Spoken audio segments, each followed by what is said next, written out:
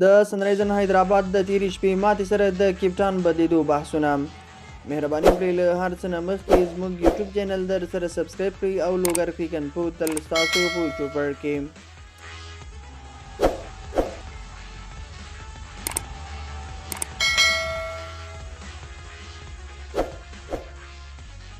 تیره شپه له چینایي سوپر کینګ لوبډلې څخه وخوړه او لا هم د یوازې یوې لوبې په ګټلو د نمرو د جدول وروستۍ لیکه کې قرار لري.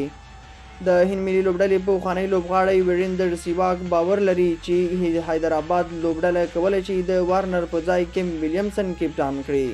هغه وایي چې حیدرآباد ځکه په وارنر ډیر باور کوي چې له تیرو 2-3 کلونو د لوبډلې کپټان دی او خپله کپټاني یو ځل اتلولي هم ګټلې ده. سیواګ دغه راز زیاتوي چې د کپټان بدلیدل کومه لوی خبره نه ده، خو په تیره کې کلکتي او پنجاب دواړه خپل کپټانان د بد وضعیت څخه د راوتلو په موخه بدل کړي.